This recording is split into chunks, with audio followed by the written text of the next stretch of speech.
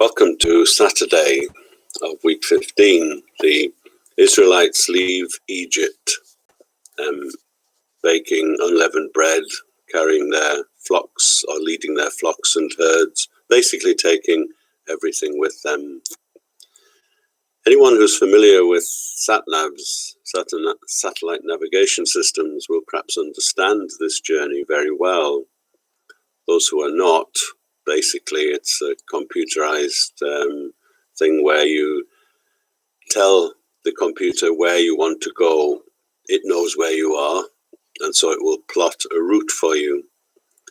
Sometimes, however, the route is circuitous, to say the least.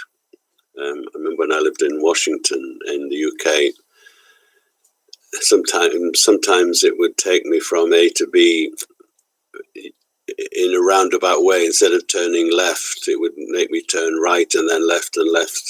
It was really quite incredible how sometimes it took an awful lot longer than it needed to be. And eventually, when I found my way around, I realized that there seemed to be something with the satellite navigation system. It wanted to take me the long way around all the time. If you think about people of Israel traveling from Egypt to the Promised Land, it took them 40 years. That's a satellite navigation system gone completely haywire. The thing about sat-navs, though, is that you have to be prepared. You have to know where you want to go. You have to know precisely the address, postcode perhaps. You have to key it all in. It's no good sort of saying, oh, I'll just go and hopefully the sat-nav will get me in the right place.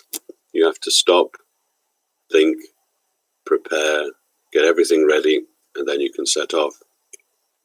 It's perhaps something for us to think about in life in general. Too often we just simply rush off into the future without enough preparation. Preparation is everything. I used to do a bit of Chinese cooking at one time, and the thing about Chinese cookery is that the actual cooking process, stir-frying basically, is very quick. Preparation takes a long time.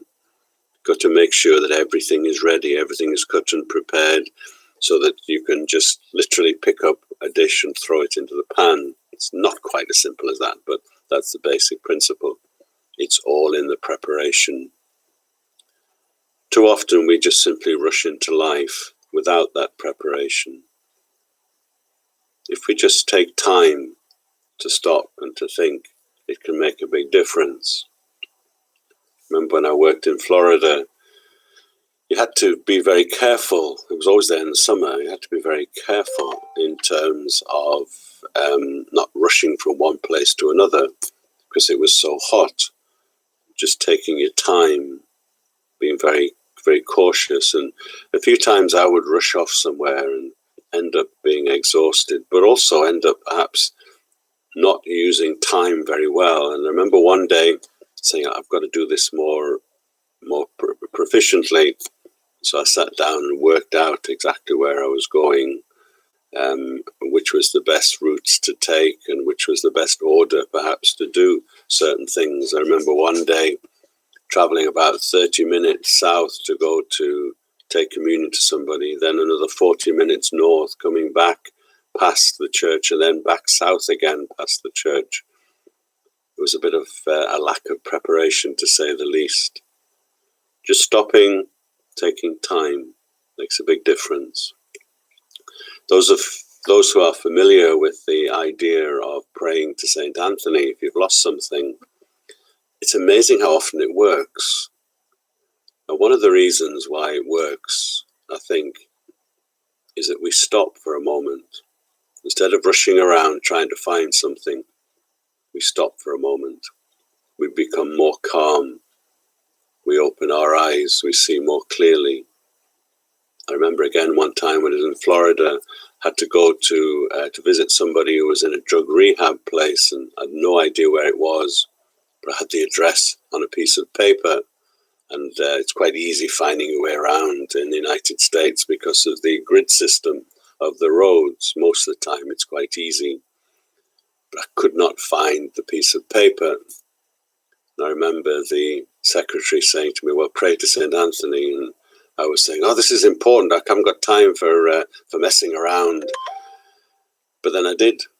And I walked into the office and there it was in the middle of the desk. Now, I'm not saying for 1 second St. Anthony nipped down, found it for me and put it on the middle of the desk. But I just took a bit of time, collected myself, was able to see more clearly. Nothing magic, nothing supernatural. It's being in tune with God and allowing ourselves to look through God's eyes and not our own. When we look through God's eyes, we can see more clearly. We see also with eyes of love.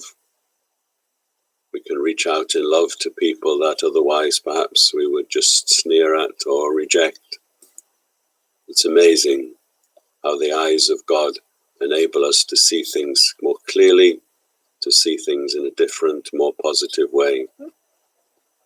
The people of Israel had their eye on the prize. They did walk with God, and as long as they walked with God, everything was fine. When they turned away from God, they decided to follow other gods, then they wandered aimlessly. When they focused their attention, they knew where they were going, and they eventually found their way there. Let's pray that we can focus our minds and look through the eyes of God, the eyes of love. Thank you very much. Have a great day. It's a wonderful day here. I hope it's a nice day where you are. God bless.